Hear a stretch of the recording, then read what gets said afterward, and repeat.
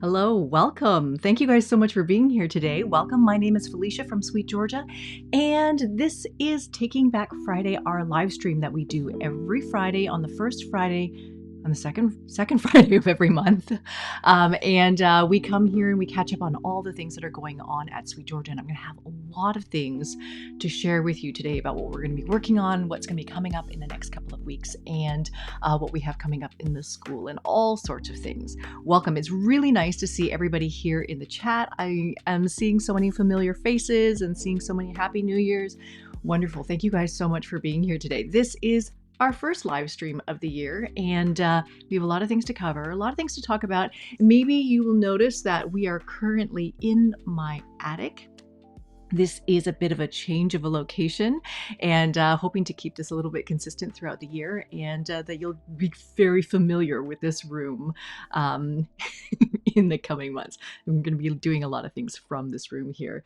So let's first dive in, and I'm going to show you what we have to talk about today. So let's go here.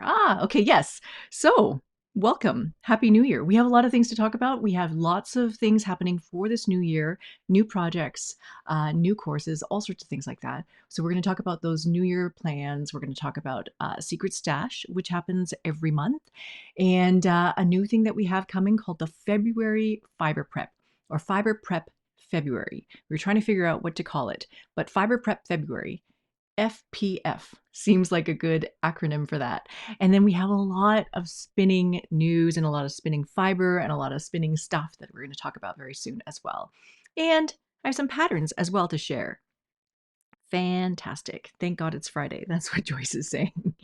So you can see, let's talk about the new year and even like why we're in this room here. So this is my attic. This is where I am basically sitting right now. You guys can see here is the little, can you see? Yes. Here is the little chair where I am sitting at this exact moment. Very, very excited to have cleaned up this room. So what I did talk about in one of the recent videos is that, well, the last video that I made for 2024 was about all the things that I happened to make in 2024, all the things that I made because of the Make 9. And so I had started off the year with a plan of all the things that I was going to make. I mapped them out. I divided them into quadrants, or like into the grid of 9, and then kind of worked through all that. And I talked about what I actually got done, what didn't actually get done. And there was a lot of things that I got that I made, but a lot of things that I never got around to. And so over the holidays, what I normally do every year during the holidays is I take a couple of days to really sit down and think about, what I've done and what I want to do coming up next, but then also taking a couple of days to clean up my space, like reset my space for the new year. And so almost every year I can go back through my photo library and see around January 1st, like this attic, all the yarn comes out, everything comes out, go through everything, and then reset the whole room. Now, I made some massive changes over this past holidays. And the first thing is that I put this computer workstation here. And so I really, really wanted a workspace where I could set up this camera and set up all of the things and my lights and things like that, and then not have them move, just to have like a really, really consistent space. And part of this is because also at the end of last year, we talked about doing more than one YouTube channel. So we're going to do this main YouTube channel, which is going to talk about knitting and spinning and crochet and yarn things. And then there's a second YouTube channel that is going to talk entirely about weaving and only weaving. And so with the idea that we are going to be making more videos, hopefully, there needs to be sort of like a very efficient way of making those videos. And so that's part of the reason why I cleared out this space. Now, you will remember that this table, if you've seen previous iterations of this attic, this table used to hold 3 flatbed knitting machines. And so in order to make space for all of the videos that I'm going to be making this year, I had to sort of clean and put away all of the flatbed knitting machines. In just like the few years that I've started getting into flatbed machine knitting, I have somehow come into the possession of 7 flatbed knitting machines. I didn't buy them all. Some of them have been given to me. Some of them have just come into my universe. Magically, they just seem to multiply in this room, and they took up every possible horizontal surface in here. And so one of the things that I'm trying to do this year is, well, I wanted to restore all of these machines, but there's just not enough time to do all of that right now. So rather than trying to spread my work over 7 different machines, I thought I would just focus on one machine. And so you can barely see it in this photograph, but like right at the edge, the short edge of this table that I'm at right now, I have just one knitting machine, and it is the Silver Reed LK 150.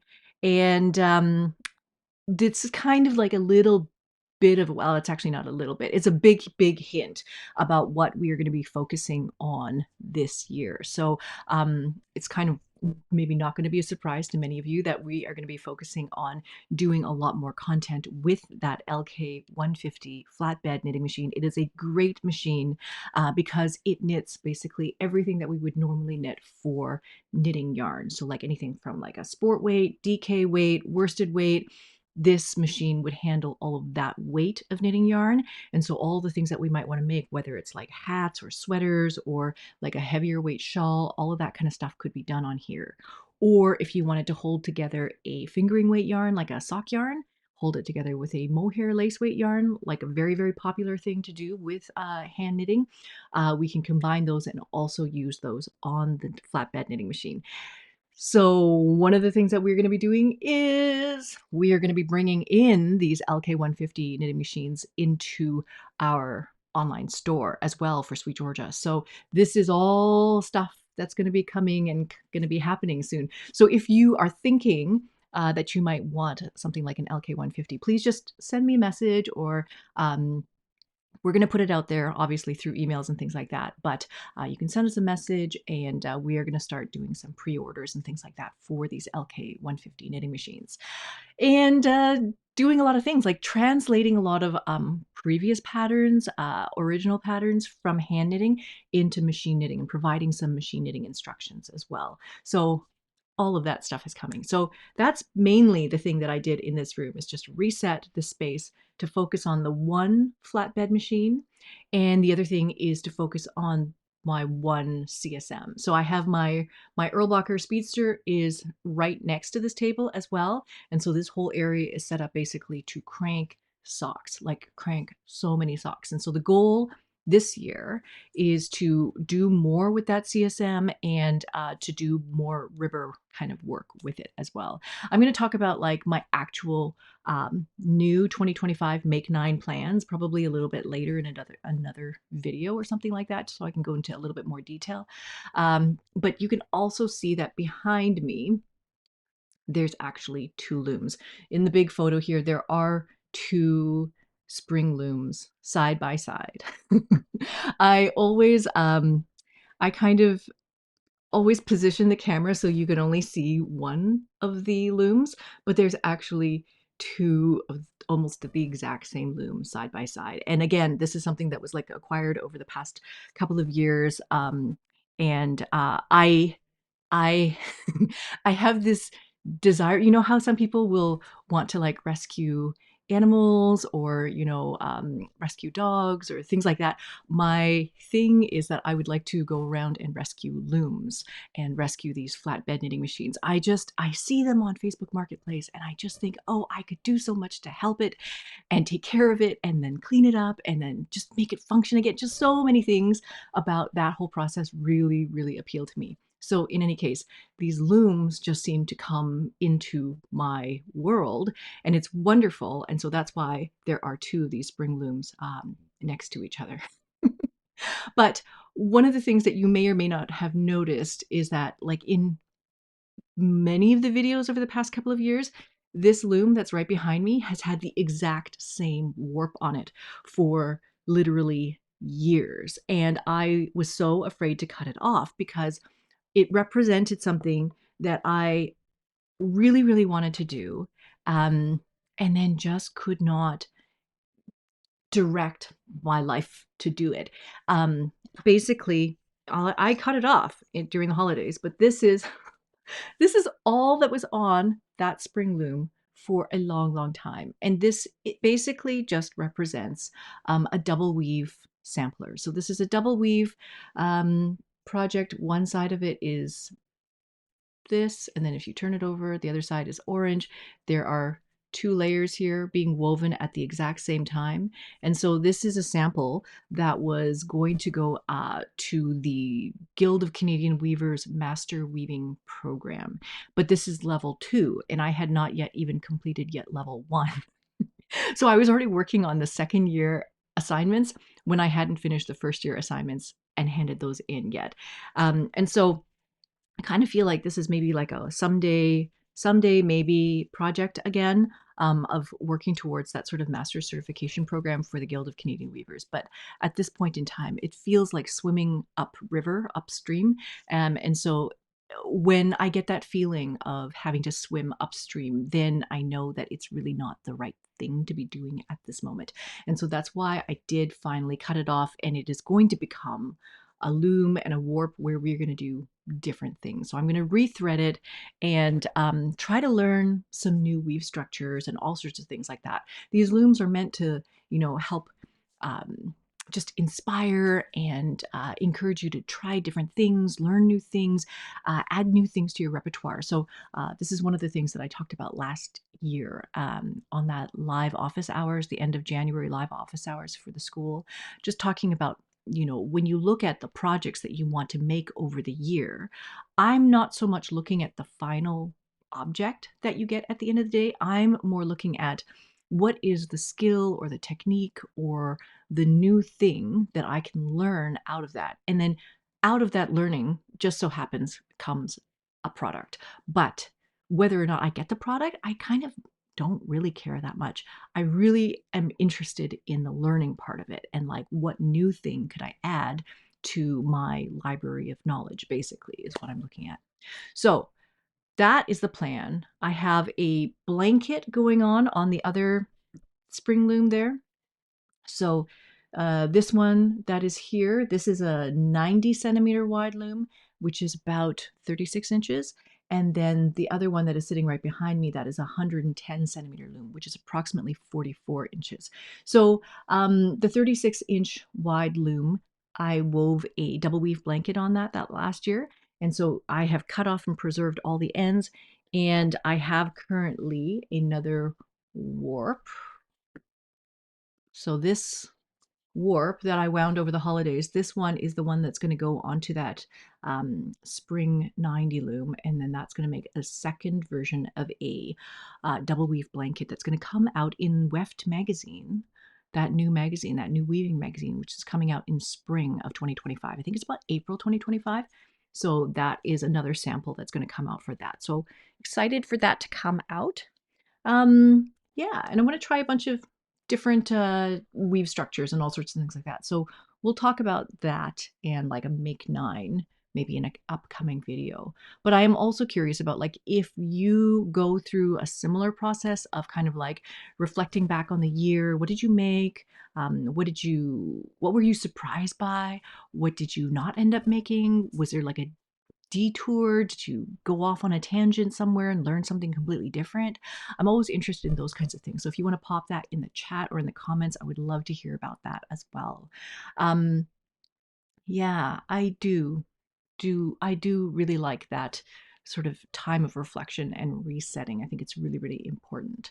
The other thing that I wanted to share with you guys is that over the holidays, I did a bunch more weaving. So we have a new course that's going to be coming out in the School of SweetGeorgia in a couple of weeks.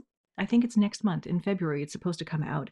And the idea of that course is learning to design your own stripe patterns, making those into plaid patterns, and then possibly making those into tartans.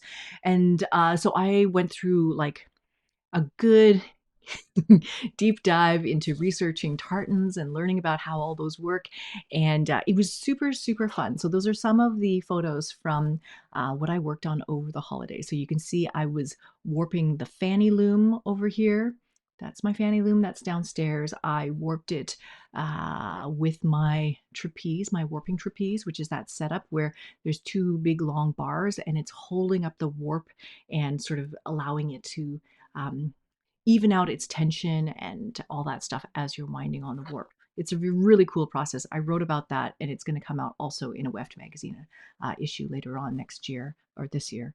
And then you can see some close-ups of what I have here. My quasi tartan pattern is here on the loom. And then if you're not weaving it as a tartan and you're instead trying to weave it more like with all sorts of different colors and all sorts of things like that, then all sorts of different things happen. I feel like these colors are kind of like classic CBC, Canadian Broadcasting Corporation colors, the CBC colors for some reason.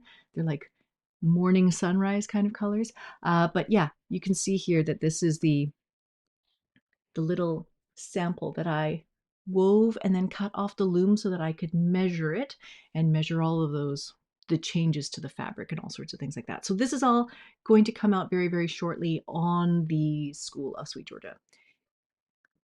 So that is what I worked on over the holidays.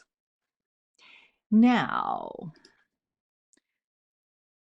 yes, so you guys are wondering about looking through your inventory of yarn and fiber and planning what to make. Yeah, I think that's a good place to start. And that's part of where all of this came from as well. This is all yarn that I ordered a couple of years ago and then have not used enough of it. So I wanted to use more of it for something like this. And so when you have a whole bunch of colors that are the same weight, it's easy to do some playing around with stuff like that. You could do this with 8-2 cotton. If you happen to have a big stash of 8-2 cotton, if you have a big stash of sock yarn, you could also do this. Fantastic. So let's go on and we are going to talk about the colors of the secret stash. We're going to do the secret stash reveal. So one of the things that I have been thinking a lot about is color predictions. So in the past, there's always been sort of like a color of the year. And there are groups of people who will predict the colors that are going to be popular for any given season or year or all sorts of things like that. These color forecasting companies can charge quite a lot for you to get sort of access to what those color predictions are, because that can determine, you know, what colors you use for the garments that you're going to make. If you're making a clothing brand, if you're making a furniture brand, it determines, you know, what colors people are going to use for their furniture upholstery. So all of this color forecasting can be very important to people who are making products for others. So I attended a color forecasting sort of talk years and years and years ago, and at the time they predicted that we were going to go through a phase of of nude and beige colors. And I could not believe that at the time. I was like, why would anybody want to wear that? But then we've gone through a time of probably almost 10 years of that sort of minimalistic beige neutral kind of look. Everything from the millennial pink to just like a lot of beige. And it's been really, really popular. If you go to the stores, there's a lot of neutral colors, there's a lot of beige and all that kind of stuff. And so I thought it was really actually very interesting. This happened completely sort of uh, independently, but I noticed that this past month, I'm going to show you here. Uh, Pantone, you know, has all of these colors. They also forecast colors. They also provide sort of a color system for designers, all sorts of different kinds of designers to work from. And their color of the year that they chose for 2025 is called Mocha Mousse. And this Mocha Mousse color is supposed to be a warm brown, infused with richness, they say. It nurtures a suggestion of the delectable qualities of chocolate and coffee, answering our desire for comfort. And so Pantone is kind of predicting that the global mood is that we need this feeling of connection, we need this feeling of comfort, we need this feeling of harmony. So I actually had not seen this picture or this color prediction or anything like that. But if you joined us last month, you might know that this was actually our color for the secret stash for December. It was called Hug and Mug. And the whole point of the story behind this colorway was just that, the holidays can be like a really chaotic and busy time, it can be really hectic, and all we really want and crave and need is this desire to just sit down with a cup of coffee or a nice hot chocolate and then just have a nice chill conversation with somebody and have that really cozy feeling. So I think it's really, really interesting how like that feeling that I wanted in order to put into a color also aligns very much with what other predicting companies have been saying about what we globally need, like this need for connection, this need for comfort, this need for, warmth and richness and all of these kinds of things. So anyways, I thought that that was actually very, very interesting for that sort of mix. Now, looking at January, what we decided to do for January's color for the secret stash is inspired by a different prediction company. And this other prediction company predicted this color as 2025's color of the year, and it's called Future Dusk. So the idea of this color is that purple kind of it comes to prominence in times of transition, in times of change, in times where people are feeling a little bit anxious about the future. Because there's something about purple where, you have very familiar lavender and lilac and those kinds of colors. There's a sense of familiarity. But then on the flip side, there's also a feeling of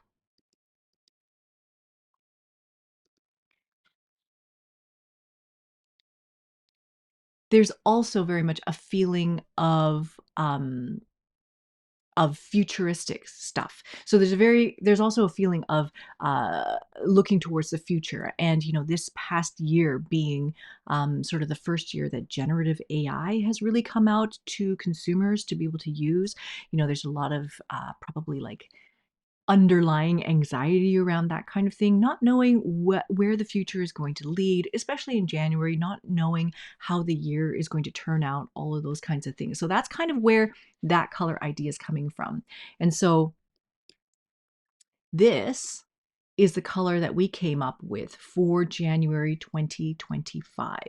This color is inspired by that idea of the future dusk, and it kind of like pulls together this feeling of trying to offer this familiarity of, purple and lilac and plum and lavender, all of those things that are really comforting, that answer that desire for comfort, but then also kind of this look into what the future might bring and what that future change might be like and leading us through a bit of a transition and all that kind of stuff.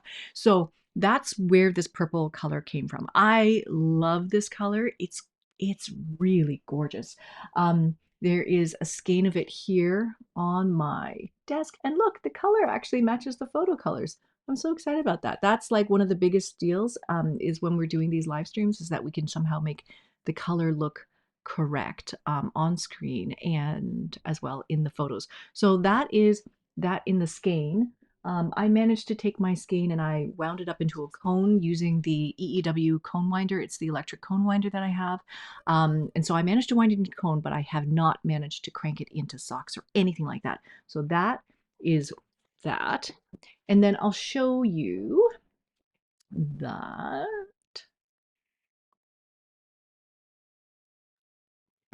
Where do I have it here?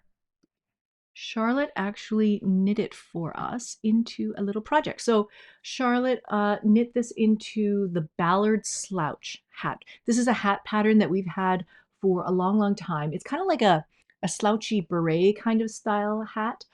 So that is the hat that she's knit up for us. You can see there's a little tiny bit of lace in it. It's like a very easy to knit lace. It's probably like 3 rows of actual things, and then you just shift the pattern over and it's another 3 rows of lace. So it's very easy to memorize kind of lace pattern. And then you're just knitting that for a little bit straight up, and then you just do crown decreases and it's all done. And so she knit this by holding 2 strands of this yarn together. The yarn that we're using is a new yarn for us. It's called Trifecta. So this Trifecta Fine, I'll show you here. The Trifecta Fine is a mix of these fibers that we absolutely love. So there is Blue-faced Leicester in there. It's an untreated Blue-faced Leicester, so it is not machine washable. I would not advise you to take socks that you've knit up with this yarn and then throw it in the washer. You could use it for socks, but you just have to make sure that you treat your socks a little bit nicer. Maybe you hand wash them, or maybe you wash them in one of those bags. Do not put them in the dryer. They definitely, they will felt. But the Trifecta Fine is a lovely, lovely, lovely yarn. So it's untreated Blue-faced Leicester plus mohair for strength. So 15% mohair for strength. And then also 10% silk. So there's like a little bit of a shine to it. There's a little bit, both the mohair and the silk take the color really, really well. So it's lovely like that. It's actually great. So that is the colorway that we created for our club for January. And so I have a couple of other photos of it here. If you want to join the Secret Stash Club, if you're not already a member of the Secret Stash, we send out packages every single month, and the deadline for the cutoff for the next month's shipment is the 15th of every month. So we have from now Friday, January 10th until January 15th. And then if you sign up before January 15th, you will receive the February club, and so on and so forth. And so you can subscribe for just 1 month or 3 months or a year, however you want to do it. We also have a Fibre club that comes out once every quarter. And so March is the month when we are going to be doing the Fibre is going to be coming out. But we've already put together the colors for February and March.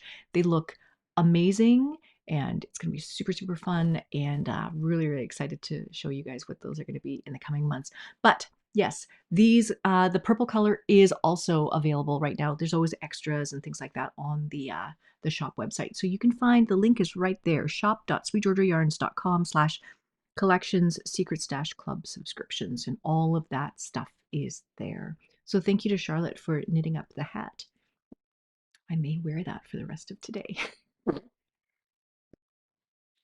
Now, the next thing that I want to show you guys is, we've been talking about this for a while, but we are going to be doing a thing in February, starting in February, that is going to be called the Fibre Prep February, or Fibre Prep February. And we're going to be looking at different ways to prepare fiber. And what we wanted to do this year was kind of focus on blending boards and making roll eggs on blending boards, using the blending board as more of a tool. One of the instructors that we have at the School of SweetGeorgia, Debbie Held, she is coming out with a book all about using blending boards as like the one tool to rule them all. So Debbie's premise is that, like, if you have a blending board, you can use that for everything. You don't need to have hand carders. You don't need to have a drum carder. You don't need to have all these different tools. You can use your blending board for all of these things. And so we wanted to explore that a little bit more. And so one of the things that we're doing is we're going to be doing blending boards and exploring those in February of 2025.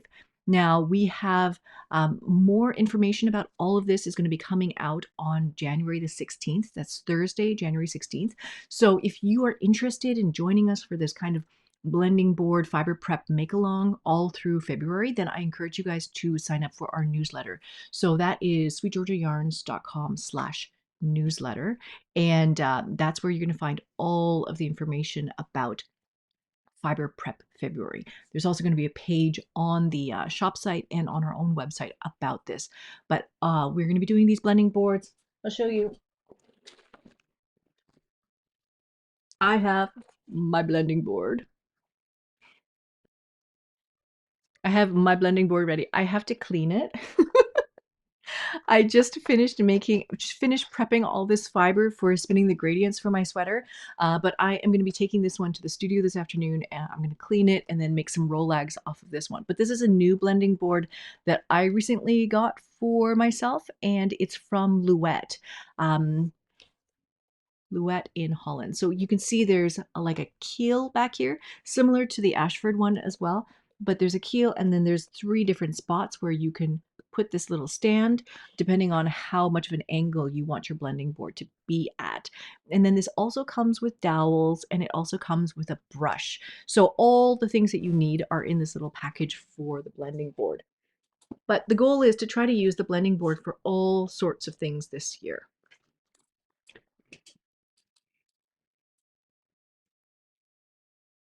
Now you can see here there's a photo of the Ashford blending board that we have. It's a little bit, I feel like it's a little bit smaller, but the reason why I got the Luet one is because the Luet one has sort of like a more coarse tines per inch. So there's more room between all of those little pokey tines. And so I thought that it might make things easier to work with rather than working with such a fine carding cloth, working with a little bit more of a coarse carding cloth. Well, maybe I could do more blending. So I'm going to compare a little bit between the 2 blending boards as well in the coming weeks. But that is basically what we're going to be working on in February if you would like to join us. So we'll talk about blending boards. We'll talk also about making Rolags with hand cards. And then we're going to talk about a lot about spinning fiber, mixing fibers together, mixing in random things into your fiber as well. All of that is going to come in the next couple of weeks. And so I wanted to share with you more fiber things because we have a lot of fiber to work with and new fiber colors and all sorts of things like that. So the first one I wanted to share is that we are going to have a new spinning fiber base, which is going to come next week as well. So the new Trifecta spinning fiber blend is going to come January 16th. So you'll want to be on the newsletter to hear about that. But this colorway just happens to be the Riverfront colorway. This was our September 2024 Secret Stash Club. It is still available on the shop if you like this particular colorway. But this fiber is the same fiber that we are using for the Trifecta fine yarn. So it is untreated blueface Leicester mixed with mohair, mixed with silk. And it just makes this beautiful, beautiful spinning fiber, this luscious spinning fiber. It's very glossy. It's very, I have some samples to show you, but it has crimp. You can see the crimp. It's really, really a lovely, lovely fiber. And so we are going to be bringing this out and putting other colors on this fiber. So this will be available as well in the new year. So that is coming. The next thing that I wanted to share with you is that we did a little bit of a special project over over the holidays, basically. We worked with all of the instructors in the School of SweetGeorgia who offer spinning classes. So all of our spinning instructors. So that is Kim McKenna, Diana Twiss, Debbie Held, Katrina Stewart, and Rachel Smith. All of these gals have provided us with some inspiration to create colorways from. And so I wanted to share with you just a preview. This is a sneak preview of all of these colors because they're all going to come out in a blog post next week as well. Yes. But I'll share with you just a sneak peek of what they look like. This is a colorway designed by Kim McKenna. And so they all are going to come with photos and stories and things like that about what inspired them to suggest these colors. And then our team put them together and dyed all of this together. Oh, hi, Rachel. Rachel's on the chat. So you can see Rachel's color as well. And everybody sent like really, really interesting photos. This one is Rachel's color. Yay. So we sort of looked at all of the photos that were submitted, and then we tried to pull out sort of color stories out of those photos. And it's really interesting because when you do go and see everyone's photo inspiration, many of them are, you know, of nature and of walking in the woods and snow and trees, winter trees and things like that. But each one of these colorways just turned out so incredibly different. But many of these were all sort of from the idea of walking in nature and walking and being outside and observing things. So this one is Debbie Hell's color. So I love this. They're all so big and bright and bold. But it's funny, this one's Rachel's, and this is also kind of like being outside and being in nature and seeing sunrises and things like that. So you can see like just the saturation of color is different. Even though this one, they both have like yellows, they both have sort of like a rosy kind of color, they both have kind of like a purple color. But just the saturation and intensity of them changes everything completely. It's really, really interesting. Yeah, Rachel's saying hers was inspired by her in-laws' rural property in Ontario. And so we have some photos to share of that. But it's just like delicate, quiet, meditative, that kind of feel. And then this is also being outside. We also have one from Diana Twiss, which is this colorway. Again, about walking outside in the wintertime and things like that. And the one that probably is the most different is this one. This is Katrina Stewart's. And so Katrina's colorway was inspired by holiday cookies that she was baking with her girls. And so they are all very, very different. The vibe is just so, so different for each one of these, which is why I love them. Like so. And so if you can start to imagine what these might look like if you were to spin them in all sorts of different ways, right?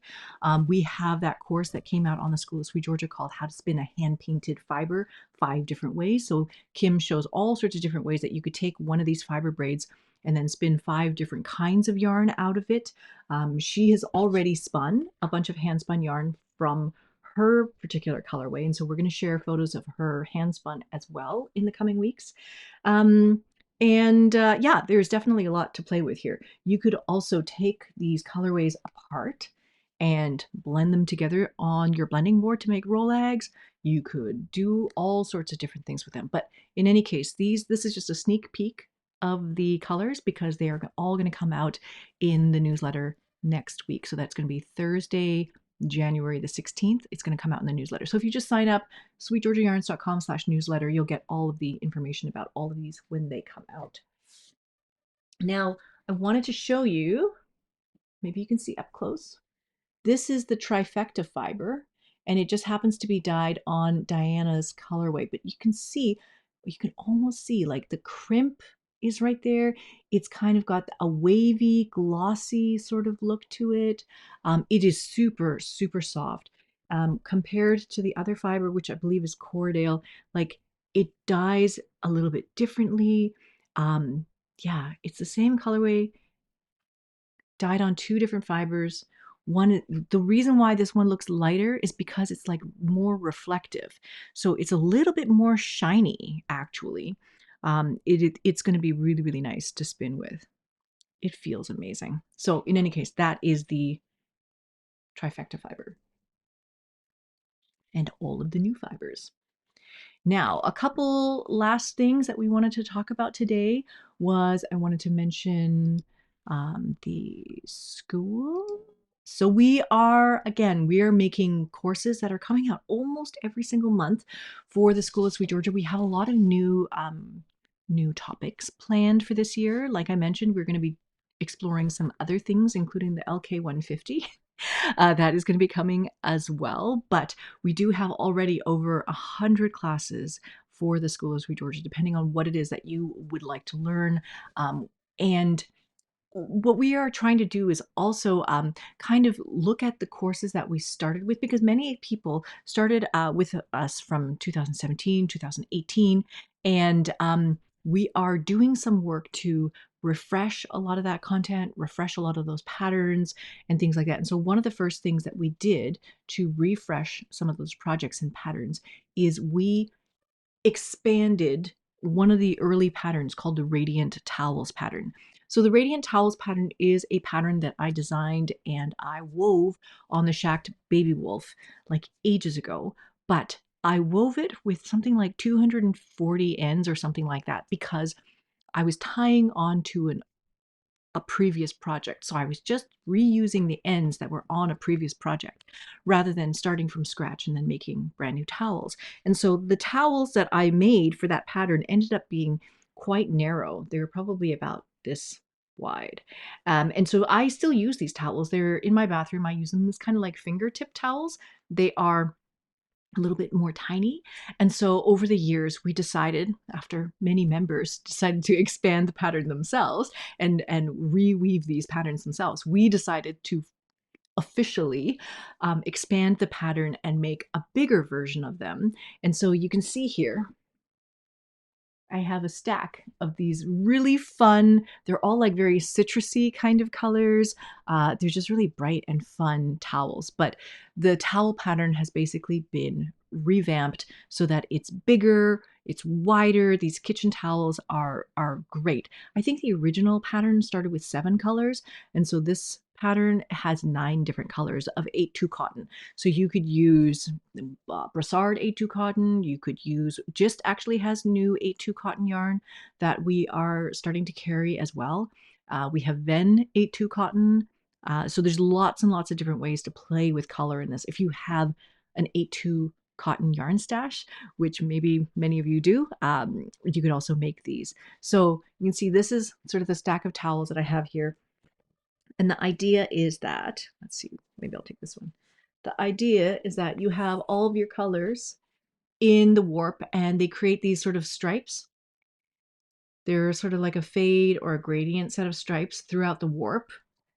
And then, oh, they're quite big now. So these are not fingertip towels. These are definitely bigger, and these are like kitchen-sized towels. So these are great. But with each one of these, you would weave with a weft color that is different. So this is a different weft color. And so just changing the weft colors will allow you to completely change what the towels look like. So each one of these towels is slightly different depending on what the weft colors were. Oh, I think the sample weaver decided to weave one that had all sorts of different colors mixed in. So if you wanted to, you could do that as well. So just using one of the weft colors, or like changing weft colors to make horizontal stripes as well. So that's a thing that you could do as well. But these were super fun. It's a really, really lovely way to use a lot of 8-2 yarn if you have a big yarn stash, and just a fun way to play with optical mixing. That's one of the things that that's the course where this came from. It's from the hand woven color class on the School of SweetGeorgia, where we specifically talk about optical mixing and how colors mix and blend together to form new colors when you weave them. So that's what this is. And so, yes, this is something that we can do in the new year. So, yeah. I'm just thinking about all of the 8-2 cotton that I have and all the things that you could do with it. But this should be really, really fun to make. And then you get to make so many of these towels. So that is something that we just recently refreshed and is ready to go. The other thing that we recently did was we just recently came out with a new video on the Sweet Georgia Weaving channel, which is about choosing a set or a reed. How do we go about choosing a set or a reed? And so this question came up because when we were weaving for the Winterful Weave Along, many people were asking for that kaleidoscope scarf. Can I use a 10 dent reed? Can I use a 12 dent reed? Can I use a 15 dent reed? Whatever. Because the pattern was originally written for 12.5 ends per inch. And so I made a little video going through a bunch of the projects that we have woven here for the School of SweetGeorgia, or just for myself personally. And I talked about what set did I use, what was the yarn, how did it turn out, what was the fabric like, all of these kinds of things. So if you are interested in figuring out like, oh, I have all this sock yarn, what should I do with it? How should I work with it? Maybe this would be helpful to you just to see how you could set your yarn to create a bunch of different kinds of projects. So that is basically what we've been working on. So yeah, if you haven't already seen, you can go check out the Sweet Georgia Weaving channel, and we'll have more content coming for that channel soon as well. And finally, that is where we're at. This is, if you are in Vancouver, you are always more than welcome to come visit us in the studio. We are in South Vancouver near Main and Marine Drive. So you can absolutely come in during weekdays. We are open from 10 to 4 on weekdays. And you can find us at all of those different websites there. So there's sweetgeorgiayarns.com. Our shop is shop.sweetgeorgiayarns.com. We also have the school at schoolofsweetgeorgia.com. And then I have my weaving website at Low Meets Loom.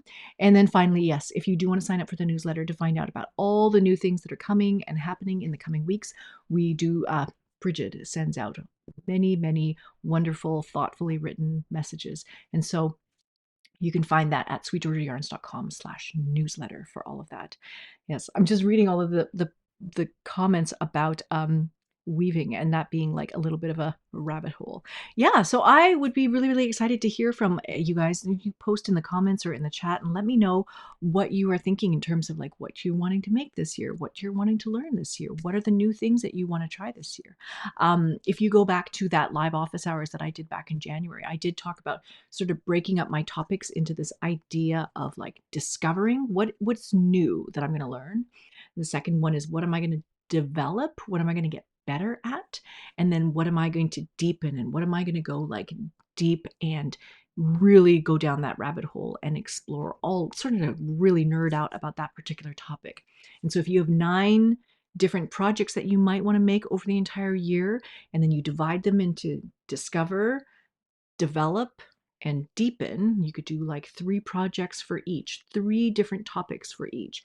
And so among those are going to be things like, working with a CSM, working with that LK150 flatbed knitting machine, working with these looms back here, and working with that blending board over all of February and doing a lot more spinning. Yeah, that's basically what I have on my plate for this year. I'm interested to hear what you guys are doing this year as well. Thank you guys so much for joining us today for this new little setup and for being patient with all of the weird technical difficulties. I hope that this video kind of makes it in some sort of entirety. I hope it all gets posted together. And yeah, I will hopefully see you guys in February for this live stream again. And as well, if you did not already know, you can join us in Discord for more conversation about all of these different fiber arts. We talk about knitting and spinning and crochet and weaving and dyeing and punch needle and 3D printing and like all sorts of different crafts are going on in our Discord channel for Sweet Georgia. And we also host Monday meetups in the evenings on Zoom. So you guys can join us for that as well. So thank you guys so much. It's going to be an exciting 2025. Thank you guys. I will see you in the next one. All right. Bye for now.